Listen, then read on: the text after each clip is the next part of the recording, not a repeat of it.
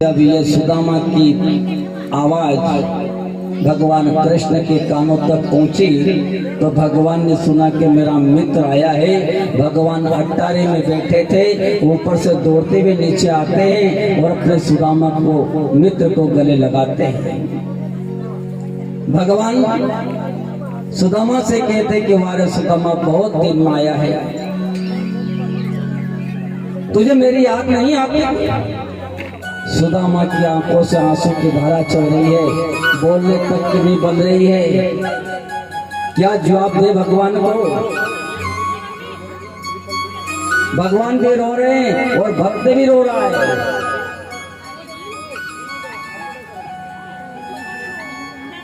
प्रबल इच्छा हो तो ऐसी हो कि भक्त और भगवान दोनों रो रहे हैं।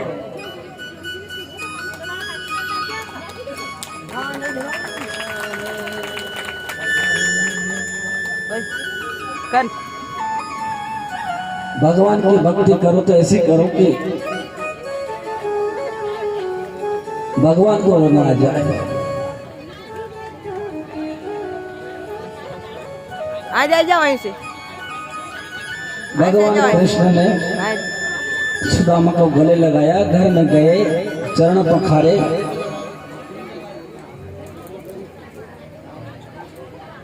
स्नान करवाया, चरणों को धो करके उनके चरण को पाचामृत लिया। चरण धोते समय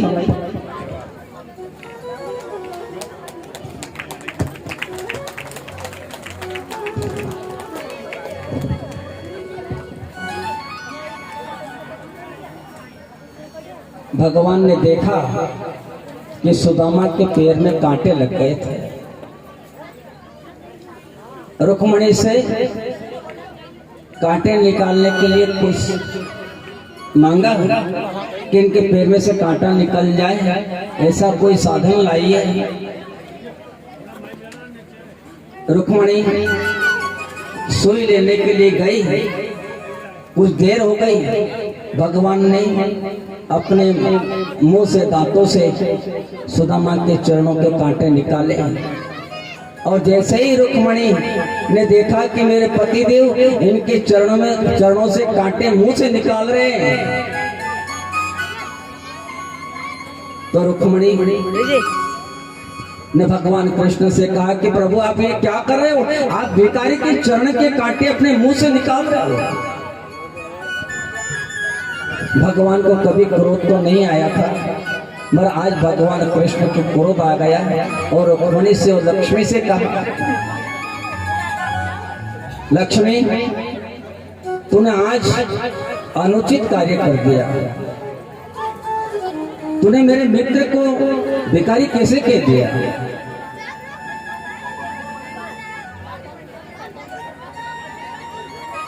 भगवान की वाणी सुनकर के दोनों पत्नी ने विचार किया कि आज भगवान की तेवर और कुछ है, अब ज्यादा न बोले, अंदर चले जाते हैं। और भगवान ने सुदामा से कहा, सुदामा तू किसी बात का बुरा मत मानना। सुदामा ने कहा कि मैं कौन सी बात का बुरा मानूंगा, आपकी बात का है।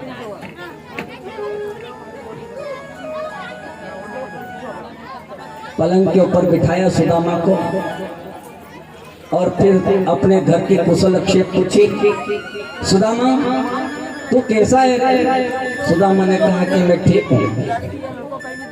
विवाह हुआ कि नहीं हुआ? हो गया। मेरी भाभी कैसी है? बहुत अच्छी है। नाम क्या है? सुशीला। जिसका नाम सुशीला होगा तो वो कितनी सत्कार वाली होगी। बाल बच्चे कितने हैं? सुदामा ने कहा कि 5-7 बाल बच्चे भी हैं। घर पे तो सब ठीक ठाक है? हाँ, सब आनंद मंगल में है। सुदामा ने अपना दुख भगवान को नहीं सुनाया। हम क्या करते हैं कि हमारा दुख हम एक दूसरे से सुना देते हैं कि मुझे ये तकलीफ है, मुझे ये तकलीफ है। भगवान को क्या तकलीफ सुनाओगे? भगवान तो सुख खुद देखने वाला है। मगर हमारी आदत पड़ी हुई है कि हमें कई तकलीफ मिली कि हमने भगवान को याद किया कि भगवान हमारी तकलीफ दूर कर। ये जो दुख तकलीफ आई है हमारे कर्मों से आई है। कर्म अच्छे होंगे तो कोई तकलीफ नहीं आएगी। सुदामा को दरिद्रता आई तो भगवान के हिस्से की चीज खा गए थे, इसी कारण से उनको दरिद्र के घर में, भिखारी के घर में, ब्राह्मण के घर में जन्म लेना पड़ा। और वापस यदि पुनः परमात्मा ने आपको अवसर दिया है तो अवसर इंसान को चुकना नहीं चाहिए। आज सुदामा ने कहा कि मेरा दुख मैं तेरे से कुछ भी नहीं सुनाऊंगा। और भगवान कृष्ण ने सुदामा से पूछा कि जब मेरी भाभी इतनी अच्छी है तो मेरी भाभी ने मेरे लिए कुछ न कुछ खाने के लिए भेजा होगा। सुदामा वो 3 मुट्ठी चावल आज भी कांख में दबा रहे हैं कि मैं कैसे दूं। ये फटी चित्री के अंदर ये द्वारकाधीश राजा धीराजा द्वारकाधीश बनकर के बैठा है, साक्षात नारायण है। अब मैं इस फटी चित्री के चावल अगर भगवान को भेंट करूंगा तो भगवान मुझे क्या करेंगे। भगवान को प्रबल इच्छा जागृत हुई। सुदामा देना नहीं चाहते थे और भगवान लेना चाहते थे। जबरदस्ती उनके कांख में से वो 3 मुट्ठी चावल निकाले और उसको खोला और कहा कि वारे सुदामा, मेरी भाभी ने मेरे लिए ये 3 मुट्ठी तंदूर भेजे हैं, कितने अच्छे स्वादिष्ट होंगे। भगवान ने उसके अंदर से 1 मुट्ठी चावल खाया तो भगवान ने सुदामा को 1 लोक का राज दिया। 2 मुट्ठी चावल खाए, 2 लोक का राज दिया। तीसरी मुट्ठी भरने वाले थे कि वहां पर लक्ष्मी जी ने, रुक्मणी जी ने आकर के हाथ पकड़ लेके, प्रभु ये क्या कर रहे हो। भगवान कृष्ण ने रुक्मणी और लक्ष्मी से कहा कि आज तो तुमने मेरा हाथ पकड़ लिया, आज के बाद हाथ मत पकड़ लेना।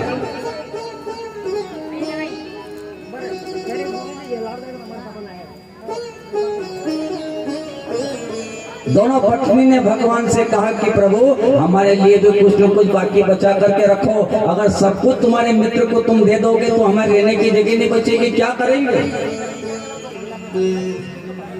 भगवान कृष्ण कहते हैं कि देवी, अभी तो मैंने इसको 2 लोक का राज दिया है, अब मैं तीसरे लोक का भी राज देने वाला हूँ।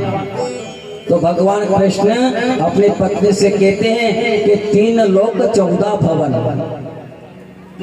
अभी तो मैंने सुदामा को 3 लोक का राज दिया है, अभी हमारे लिए 14 भवन बाकी बचे हैं। तब जाकर के अपनी पत्नी, उनकी पत्नी को शांति हुई कि चलो ठीक है, अब आपको जो देना है वो दुआ है। इधर 3 मुट्ठी चावल दिए, 3 लोक का राज दिया। तो जहाँ सुदामा की झोपड़ी बनी थी वह कंचन महल बन गया। दूसरा दिन हुआ और सुदामा ने कहा, मन में विचार किया कि मैं जब तक घर नहीं जाऊंगा, जब तक मेरी पत्नी पानी तक नहीं पिएगी और कहीं मर गई तो मेरा तो घर बर्बाद हो जाएगा। घर जाना है। भगवान से कहा कि कन्हैया, अब मुझे घर जाना है। ये बात तो घट घट के भगवान भी जानते थे कि जब तक मेरी भाभी सुदामा का मुंह नहीं देखेगी तब तक पानी नहीं पिएगी, तो मैं इसको रोक करके क्या करूं। भगवान ने कहा कि ठीक है दादा, तू नहीं मानता है, चला जा। अब इधर सुदामा ने मन में विचार किया कि कन्हैया ने मुझे 1-2 दिन रुकने के लिए भी नहीं बोला, नहीं तो मेरी तो इच्छा थी कि मैं 1-2 दिन और रुकूं। भगवान को क्या करना था, भगवान जो करते हैं अच्छे के लिए करते हैं। सुदामा को वहां से विदा किया। सुदामा द्वारका से बाहर आकर के एक वृक्ष के नीचे सो जाते। इधर भगवान ने फिर पार्षदों को रख लेकर के भेजा तो सुदामापुरी के पास में सुला देते हैं। पार्षद वापस आ जाते हैं। 4 बजे नींद खुलती है। देखा, सुदामा ने पूछा कि दादा यह कौन सा गांव है। बोले ये सुदामापुरी है। सुदामापुरी है? हाँ, ये सुदामापुरी है। सुदामा ने मन में विचार किया कि हे प्रभु, मेरी जहाँ पर टूटी फूटी झोपड़ी बनी थी वो झोपड़ी कहाँ चली गई। मैंने 1 दिन के लिए घर छोड़ा और यहाँ पर महल खड़े हो गए। ये किसने बड़ा अत्याचार किया। सुदामा की पत्नी महल की अटारी में से देख रही थी कि मेरे पति आएंगे, मेरे पति आएंगे।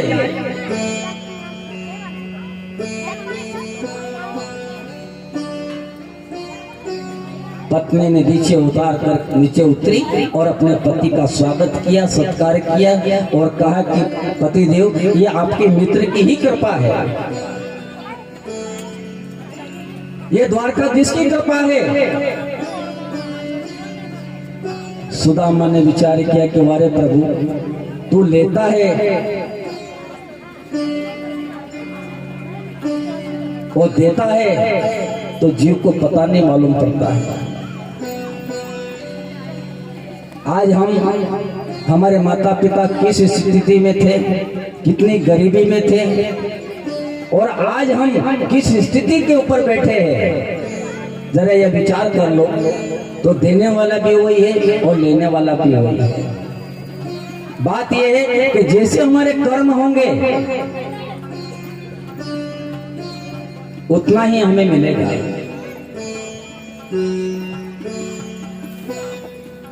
सुदामा भगवान कृष्ण की भक्ति में भाव विभोर हो जाते हैं।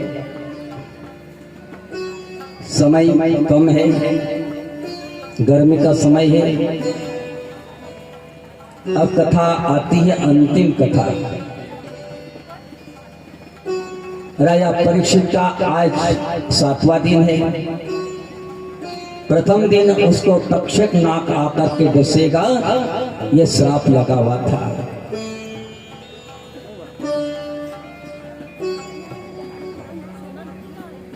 बहुत सारे राजा परीक्षित को देखने के लिए आते हैं।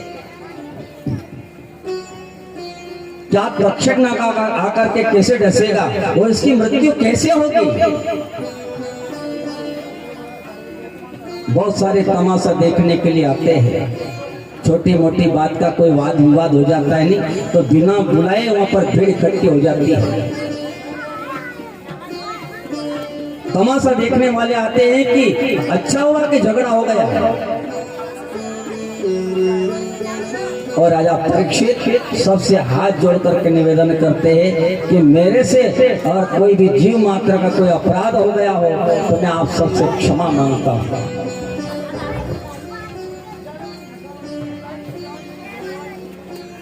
आज ये 7 दिन का अवसर हमें कथा करने का मिला, आपको कथा सुनने का अवसर मिला, बड़े सौभाग्य की बात है।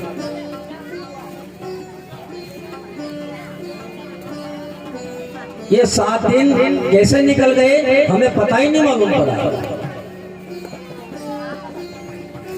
राजा परीक्षित को 7 कांच की मकान के अंदर उसको प्रवेश करवाया गया कि वहां पर कोई मच्छर भी, हवा भी उसके अंदर प्रवेश न कर पाए, ऐसा उसका इंतजाम किया गया।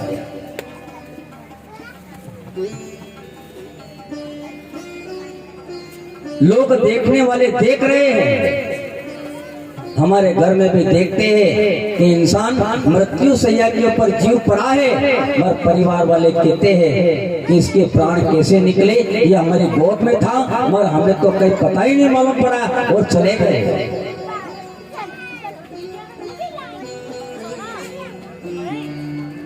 उसके लिए इतना इंतजाम किया कि तक्षक नाग आएगा तो कैसे आएगा। अंतिम विदाई हो रही है और आज 7वें दिन हमारी भी विदाई हो जाएगी तो ये जगह सुनी हो जाएगी, ये घर सुने हो जाएंगे। और आप भी मन में विचार करो कि भगवान का आज 7 दिन तक संकीर्तन चलता रहा, हमें बहुत आनंद आया, मगर आज कुछ फीका फीका लग रहा है।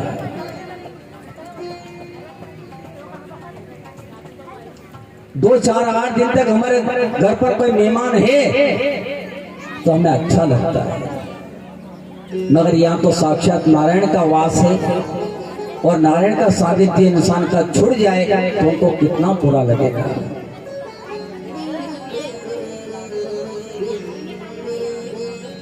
राजा परीक्षित से पूछा, परीक्षित तुझे कुछ खाना पीना है? उसने कहा कि ना तो मुझे खाना अच्छा लगता है ना पीना अच्छा लगता है, मुझे तो सतत आपकी जो कथामृत का पान है बस यही मुझे अच्छा लगता है।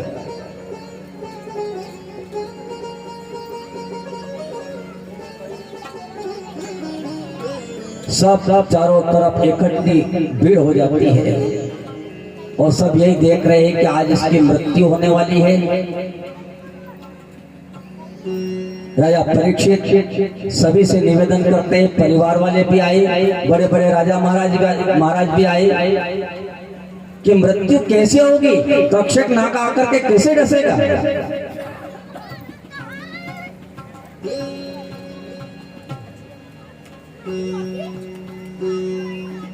और उस व्यक्ति ने एक ही बात कही कि गुरु मेरे बलवान है। जिस जीव के पास में गुरु अगर शक्तिशाली है तो शिष्य का कुछ भी कोई बिगाड़ नहीं सकता, कोई बिगाड़ नहीं सकता। उसने सबके सामने हाथ जोड़ करके यही कहा, मन आया रे आया रे आया, मन संत पावना आया,